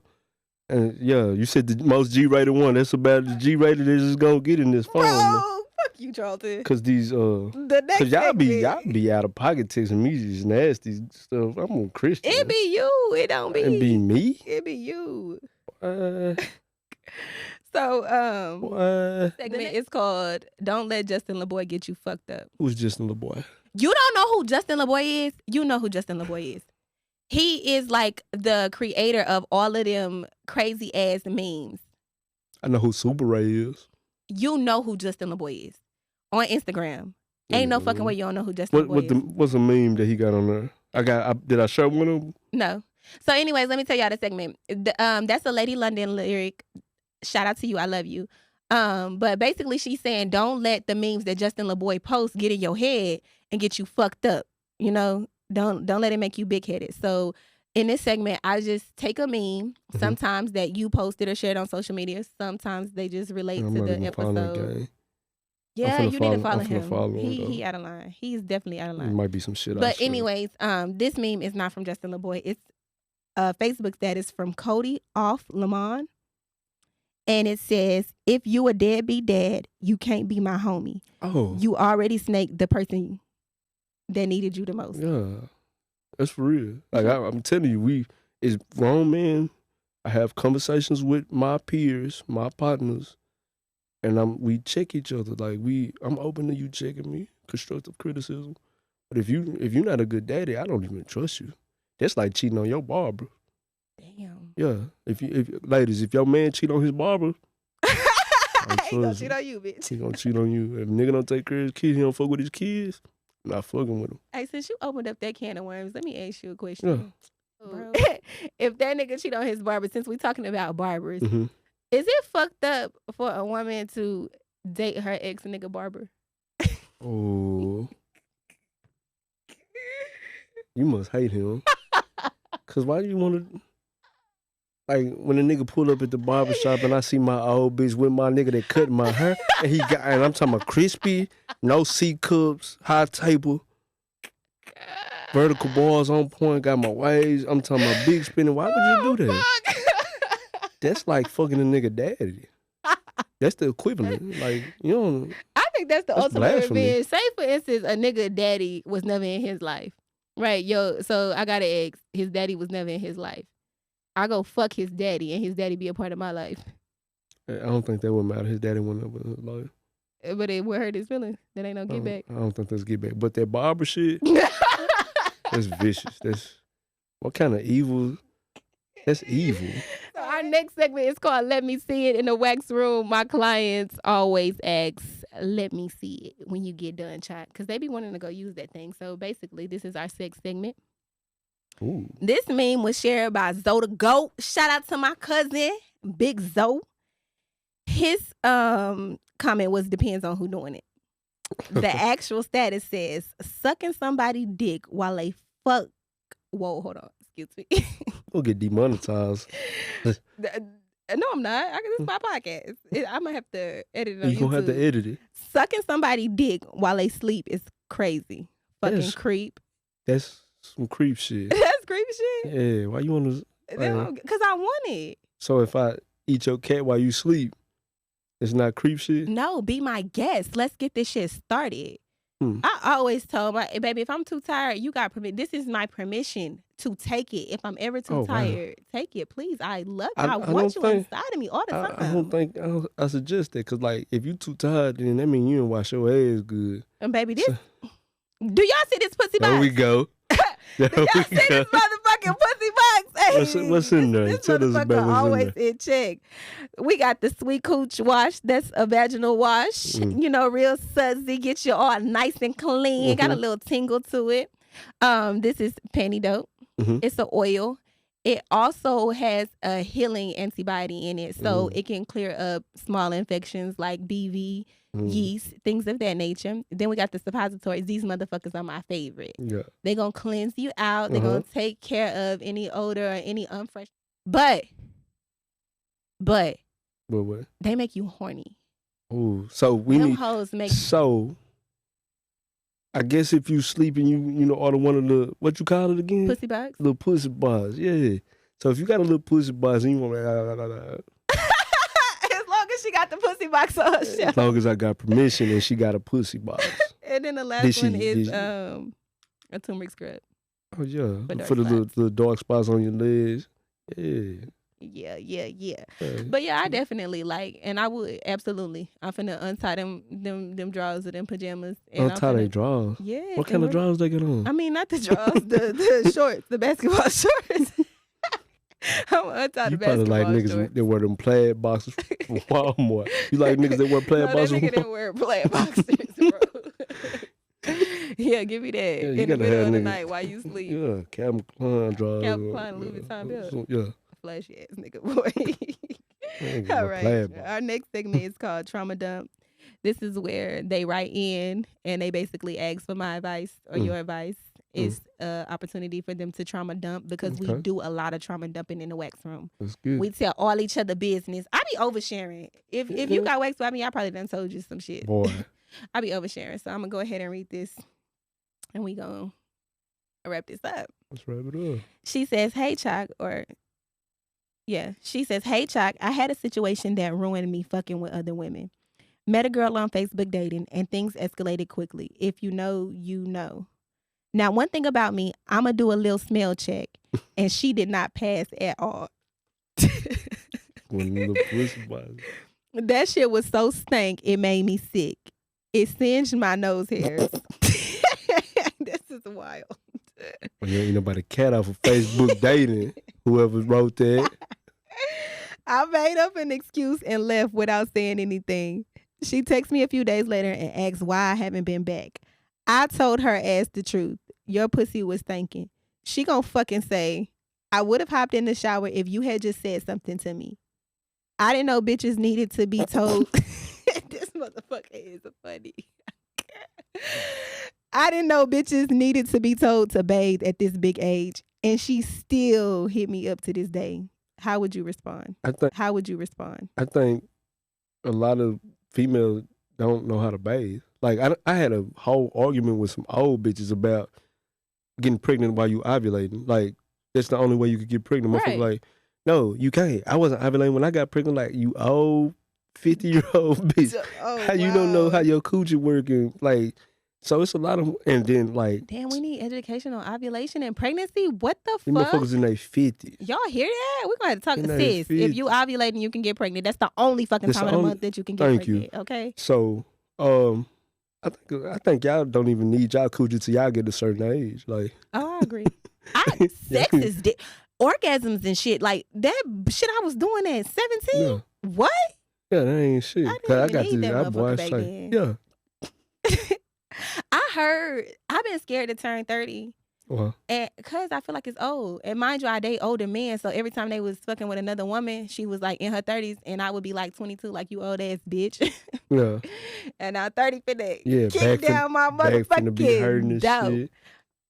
But they say that like sex in your 30s, like your your sex drive go through the fucking roof. But how would you respond? Like if somebody who pussy thing was steady hitting you up, how would you respond? I would have told her right there though. Like I say, I would have said in a polite way, like your pussy stink. Like I'm gonna do it like that. And you don't want to embarrass nobody. Bitch be like, yeah, and my pussy stink. Your dick little. That's y'all go to. Your dick little. She offended you. This is girl on girl though. But she offended you with that fucking smell. You got me fucked up. But I can't lie. I ain't never told nobody that they stink. Now, I ain't never told a client. Boom, yeah. Let's talk about it. I've never told a client that they stink. I will say, like, based off of the discharge that I seen, I think you should get these suppositories. You know, like I would make a recommendation. Yeah, because they need it. Yeah. But I'm not finna just be got a little bump right there. I don't think this a hurt bump. I mean, yeah, and I have had to make like referrals. Like so I have to refuse a wax. Got a client? Yeah. Mm-hmm. Let's talk about it. I've had to refuse a wax. Why you refuse? Because it was an STD.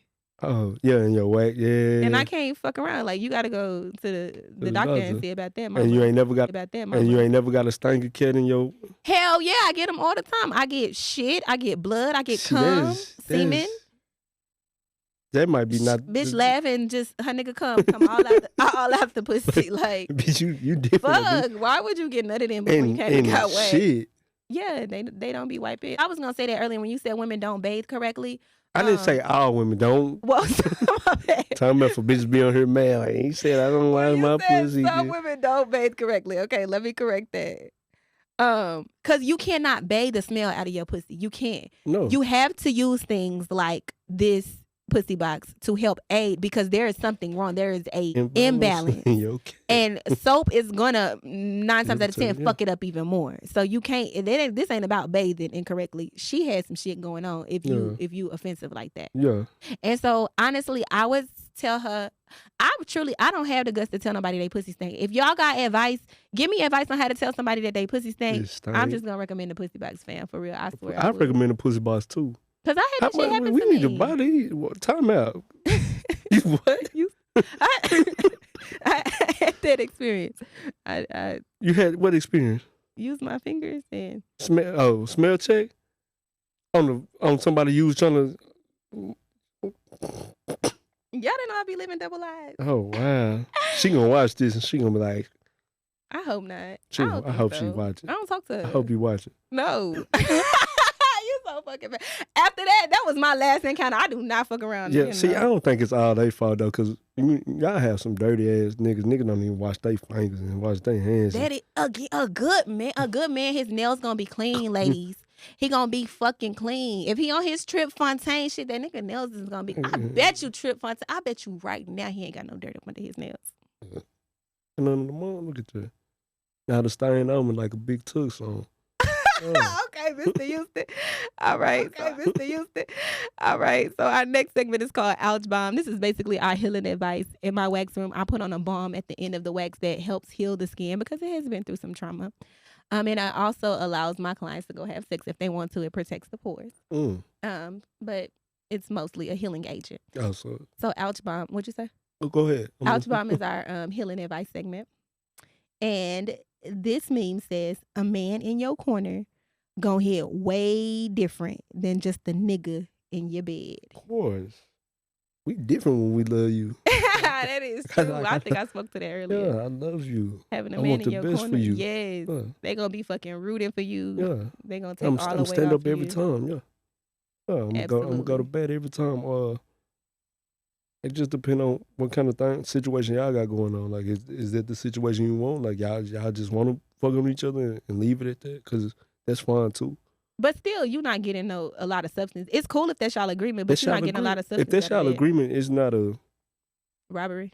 It's not a robbery. And an even exchange. It's an even exchange, yeah. That's true. Yeah. But I still believe, like, in the situations where, because I'm not going to lie, sex for me, it put a little pep in my step. It made me confident when I'm getting fucked good. Mm-hmm. But at the same time, I would prefer the Choc who was being loved properly over the Choc who was being fucked properly. So let me ask you this. If he loving you properly but not fucking you properly, we don't got shit to talk about. Find you somebody else. So don't come over here with no trash ass dick. Don't do that. No little dick, no trash dick. I don't got time. Damn, but you can't even help out the size of your meat. That ain't got nothing to do with me. You need to go find somebody that's gonna love you for you, because I do not love you for you. I love big beard, big dick, tall niggas. Damn, so a nigga. And I'm standing on that. What about a 5'6" nigga? Who? Are you 5'6"? 6'8". You 6'8"? 6'8". Man, y'all gonna be this nigga. He gonna get my show bad. Go get demonetized. He gonna come here and shut shit down. 6'8". Like, I thought this was a different couch. Like, I thought you put me on a different interview. Like, I remember one of his homeboys gonna tell me, like, when we was on the break, we weren't fucking with each other. One of his homeboys was like, that nigga not 6'8", he's 6'7". 6'8", baby. Nigga 6'8", life great, bitch. Oh, wow, my goodness. We gonna go to the next segment. It's called Pass Me the Ox. Y'all young folks don't know shit about this. When you was in the car listening to music and somebody was really like not playing, they was on some bullshit, you had them pass you the ox. So Pass Me the Ox is essentially songs that I recommend based off the topic that we discussed today, which we were talking about good men. We was talking about the Charlton Houstons of the world. The Tripp. 1,000 niggas, there's only one Charlton Houston. Yes, mom. There's only one Tripp Fontane. There's only one Derwin Matthews. Shout out to you Black Kings. I really love y'all. These songs, ladies, are for, and gentlemen, if you're listening, are about a good man, and you should go play them. The first song is Commitment by Monica. It's about being loved by a good man. Loved properly. Good Man by Neo is also a good one. That nigga, okay. It's about being a good man. The song. Can we separate the artist from the art? Yes, ma'am. Okay. And then any song by Vito. Any fucking song by Vito. He got to be a good man. I don't even know who Vito is, but I don't even like how Neo did Meech on, I'm sorry. That's all off topic. How he did Meech? Yeah, he set my boy up. Damn, you gonna have to come back and talk about it. I know, that was episode 3. God damn. I don't even know. I don't even watch TV. So You don't watch BMF? No, I don't know what the fuck you talking about at all. And I'm gonna throw this one in there. Black Brother by Angie Stone. Cause yeah, y'all, she gave a shout out to the men in prison too. And like we said, our daddies was like real motherfucking steppers from the penitentiary, and that says a lot. So those are some songs that you can play. You know, if you forgot to add that Larry June CD. I was gonna ask you. Hey. Larry Good June. job. Hey. Good job. The whole CD. The whole CD. Don't skip shit. Yeah, numbers. But men like y'all for real give me that. What a man, what a mighty good be. Y'all really do give me that vibe. She said if you 5'6". I mean, somebody gonna love you for you. What do I look like being with somebody I'm taller than? I'm 5'4". If I put on some 6-inch heels, I'm 6 feet. That's what I'm saying. Like, you gotta think, okay, I'm 6 feet in heels. Exactly. And next to a 6'8" nigga with some motherfucking soul, I still ain't taller than that nigga. Can I tell you something? What? You know, most men, y'all be feeling like y'all protected because he over 6. You know, most of the cold niggas, the Marines, the Navy SEALs, they under 6 feet tall. Yeah, they roll. I'm not doubting that, like, short men, they really be about that life, for real. Right. They really be some soldiers, literally and figuratively. I'm not doubting that, but it's just, I'm not attracted to short men. And I'm just, it don't got nothing to do with, like, oh, you a bitch nigga. I know some real niggas. Tell the podcast that you really love me, for real. I do love you. Yeah. No, don't say it like that. I do love you. Say it like you mean it. I love you, Charlton. Say it like you them people gonna think you better stop, because we gonna get all kind of flack. I know when you're lying, Precious. Alrighty. And our last segment of the evening is called Rebook. The most important part of your wax is rebooking. It keeps you connected with your waxer. It keeps you dedicated and committed to your wax journey, healing your skin, getting all of that hair off of you. But it also builds your network, because the more you come in and talk to me, the more camaraderie we build, the more trust we build, and we become a part of each other's universe. You know, we can bounce ideas off of each other. We can help each other grow. So it's very important that you rebook your appointment. With that being said, if you found value in anything that Mr. Houston discussed today, I ask that you rebook with him, that you stay in the loop, you follow him on all of his socials. Anything that he has going on will be linked in the episode description. But is there anything that you want to share with the people that you have going on? No, I appreciate you for bringing me on your platform. I appreciate coming to talk to you, coming to see you. I miss you. I miss you too. Thank you so much for coming. Thank you so much for being open and honest. My last thing, y'all, just review, because it costs a lot to be here. Baby, we got food, we got drinks. I think I look good. Shout out to food. Chef Trader Truth came in this motherfucker and did his thing. Did his motherfucking thing. And that's going to be a weekly thing. So with that being said, if you want to support the people who are making this dream come true, review, share this. You can do that shit for free. It don't cost you nothing. If you want to, because you a big baller shot caller and you want to spend some change to help support, make sure you subscribe to Patreon. We're going to have real talk conversations, like how Charlton didn't want to read the pull-up messages. We don't play none of that shit on Patreon. You going to read that shit on Patreon. Y'all be sending me out-of-pocket messages, and my mama don't appreciate it. What the fuck? Y'all be talking to me like I'm a slut or something. You know you probably be enjoying getting slutted out. Quit playing. Anyways, until your next wax, listen, I want to tell y'all something. Throughout this journey, I might fuck around and heal. Are you coming? My name is Choc. I'm your waxer and coochie connoisseur. This has been another amazing episode of Wax Room on motherfucking air. We out.